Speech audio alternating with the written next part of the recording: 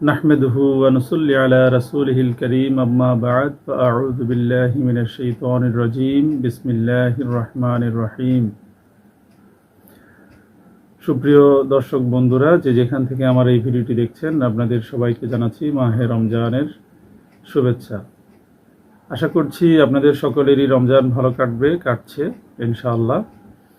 আজকে 17ই রমজান, ঐতিহাসিক বদর দিবস।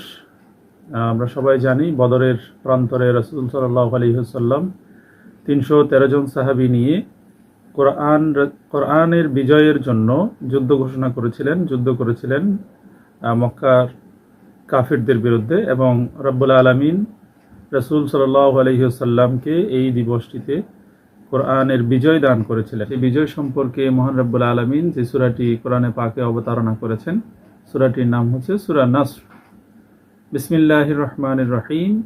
ইযা জাআ নাসরুল্লাহি ওয়াল ফাতহু, যখন আল্লাহর সাহায্য ও বিজয় সমাগত হবে। রাসূল সাল্লাল্লাহু আলাইহি সাল্লামকে আল্লাহ বলছেন এই বিষয়টি সম্পর্কে, যে যখন আপনাদের জন্য বিজয় এবং আল্লাহর সাহায্য সমাগত হবে, তখন ওয়ারাআইতান নাসা ইয়াদখুলুনা ফী দীনিল্লাহি আফওয়াজা, আপনি দেখতে পাবেন দলে দলে মানুষ আল্লাহর পথে আসতেছে, শান্তির পথে আসতেছে, শান্তির দিকে ধাবিত হচ্ছে। ফাসাব্বিহ বিহামদি রাব্বিকা ওয়াস্তাগফির ইন্নাহু কানা তাওয়াবা। এই আয়াতটিতে দুটি অংশ রয়েছে। প্রথম অংশটিতে আমরা দেখব ফাসাব্বিহ বিহামদি রাব্বিকা ওয়াস্তাগফির।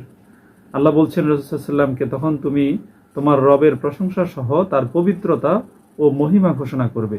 প্রথম অংশটিতে আল্লাহ রবের মহিমা এবং পবিত্রতা ঘোষণা করার কথা বলেছেন, এবং দ্বিতীয় অংশটিতে বলছেন ইন্নাহু কানা তাওয়াবা। এই অংশটিতে বলছেন নিশ্চয় তিনি তওবা ও ক্ষমা পরবশ।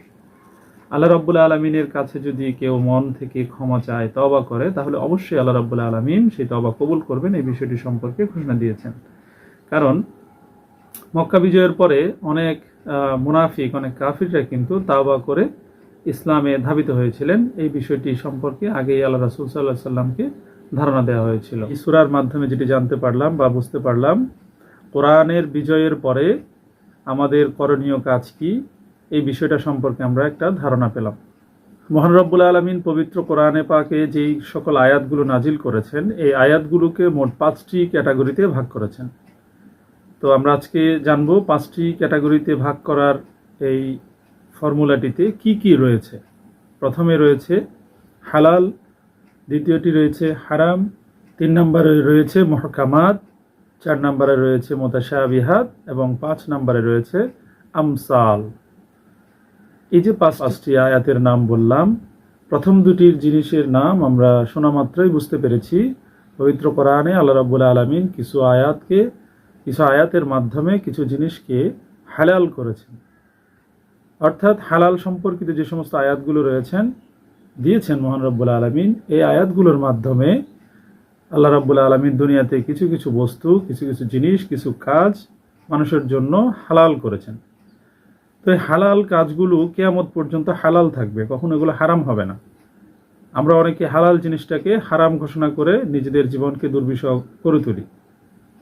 এই বিষয়টি সম্পর্কে অন্য আরেকটি ভিডিওতে আমি ব্যাখ্যা বিশ্লেষণ নিয়ে কথা বলবো। আজকে শুধুমাত্র শব্দগুলোর অর্থ বলে দিচ্ছি। 2 নম্বর হচ্ছে হারাম। এই হারাম শব্দটির মাধ্যমে আল্লাহ রাব্বুল আলামিন পবিত্র কোরআনে কিছু কাজ, কিছু কথা, কিছু নিয়ম কানুন হারাম ঘোষণা করেছেন, যেগুলো কিয়ামত পর্যন্ত মুসলিম উম্মার জন্য, মুমিনদের জন্য, বিশ্বাসীদের জন্য হারাম হিসেবেই থাকবে। এগুলো কখনো হালাল হবে না। আমরা অনেক হারাম কাজকে হালাল মনে করে সমাজে প্রচলন করে থাকি। আপনারা সবাই কিছু কিছু বিষয় সম্পর্কে ধারণা রাখেন যে কি কি কাজ আমরা হারাম কাজকে হালাল মনে করে ফেলি। 3 নম্বর হচ্ছে মুহকামাত। এই মুহকামাত শব্দটির মাধ্যমে আল্লাহ রাব্বুল আলামিন পবিত্র কোরআনে কিছু আইন কানুন সম্পর্কিত আয়াত দিয়েছেন।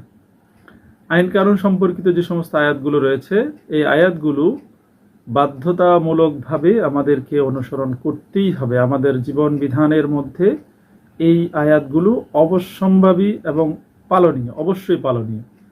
এই আইন কানুনগুলো অবশ্যই পালন করতে হবে। আপনি এই আইন কানুন লঙ্ঘন করতে পারবেন না। 4 নম্বরে রয়েছে মুতাশাবিহাত। কিছু আয়াত রয়েছে, কিছু নিদর্শন সম্পর্কে আল্লাহ বর্ণনা দিয়েছেন। এই নিদর্শনগুলো সম্পর্কে বেশি চিন্তা না করা, যেমন লাওহে মাহফুজ সম্পর্কে আল্লাহ বলছেন, এবং আল্লাহর নিজস্ব আকৃতি সম্পর্কে আল্লাহ ধারণা দিয়েছেন, এবং ফেরেশতাদের সম্পর্কে বলেছেন, সৃষ্টিতত্ত্ব সম্পর্কে অনেক কথা বলেছেন। এই বিষয়গুলো সম্পর্কে যতটুকু আল্লাহ বলেছেন ততটুকুতেই আমাদের চিন্তাভাবনাকে সীমাবদ্ধ রাখা, এটা আমাদের উপরে ফরজ। এটা নিয়ে আপনি অতিমাত্রায় গবেষণা করতে গেলে আপনার মাথা নষ্ট হয়ে যাবে, শয়তান আপনাকে ধোঁকা দেওয়ার সম্ভাবনা 100% থাকবে। এই বিষয়গুলো এড়িয়ে চলতে হবে, অতিমাত্রায় গবেষণা করা যাবে না। যে বিষয়গুলো নিয়ে গবেষণা করার জন্য আল্লাহ বলেছেন সেই বিষয়গুলো নিয়ে গবেষণা করতে হবে। তো মুতাশাবিহাত শব্দের অর্থ হচ্ছে যে সমস্ত আয়াত সম্পর্কে আল্লাহ নিজে ব্যাখ্যা বিশ্লেষণ করেননি, কোরআন শরীফে শুধুমাত্র এগুলোর আলোচনা করেছেন, এই বিষয়গুলো নিয়ে অতিমাত্রায় চিন্তা না করা। এরপরে 5 নম্বর হচ্ছে আমসাল। আমসাল শব্দটি এসেছে মেসাল থেকে, অর্থাৎ উদাহরণ। মহান রব্বুল আলামিন পবিত্র কোরআনে অনেক উদাহরণ উপস্থাপন করেছেন। আদ জাতির উদাহরণ উপস্থাপন করেছেন, সামুদ জাতির উদাহরণ উপস্থাপন করেছেন, লুত জাতির উদাহরণ উপস্থাপন করেছেন, বনি ইসরাইলের উদাহরণ উপস্থাপন করেছেন, এবং অসংখ্য জাতির উদাহরণ আল্লাহ রাব্বুল আলামিন পবিত্র কোরআনে পাকে নিদর্শন হিসেবে তুলে ধরেছেন। এই আমসাল শব্দ দিয়ে যেই ঘটনাগুলোর কথা এখানে ইঙ্গিত করা হয়েছে, এই ঘটনাগুলোর মাধ্যমে আমাদেরকে শিক্ষা অর্জন করার জন্য একটা সুযোগ রব্বুল আলামিন দিয়েছেন।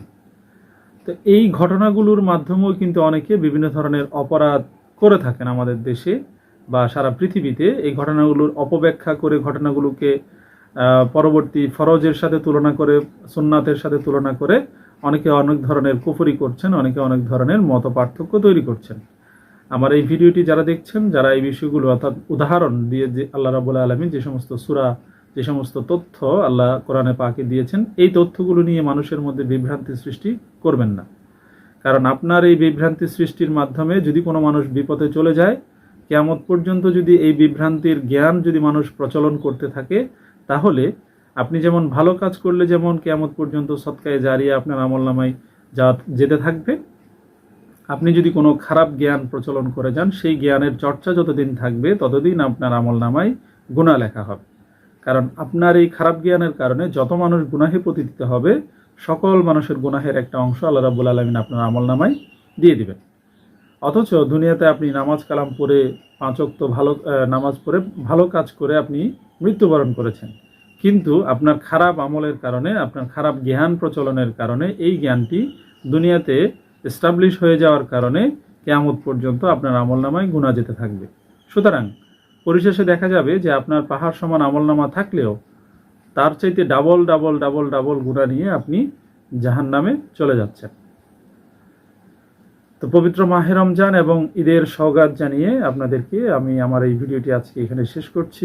আশা করছি আমার এই ভিডিওটির তথ্যের মাধ্যমে আপনাদের কোনো না কোনো উপকার আসবে, এবং রাব্বুল আলামিনের যে তথ্য আমি আপনাদের সাথে শেয়ার করেছি, কোরআনের যে তথ্যগুলো আমি আপনাদের সাথে শেয়ার করেছি, তথ্যটি আপনি অন্যের কাছে শেয়ার করে দিয়ে আপনি একটা প্রচারের কাজ করবেন। যারা আমার ইউটিউব চ্যানেল থেকে আমার ভিডিওটি দেখছেন, অবশ্যই আমার ইউটিউব চ্যানেলটি সাবস্ক্রাইব করে রাখবেন, এবং পাশে থাকা বেল বাটনটি ক্লিক করে অল বাটনটিতে ক্লিক করে রাখবেন, তাহলে সবার আগে সকল ভিডিও আপনার কাছে চলে যাবে। ওয়া আখির দাওয়ানা আলহামদুলিল্লাহি রাব্বিল আলামিন। আসসালামু আলাইকুম ওয়া রাহমাতুল্লাহি ওয়া বারাকাতুহু।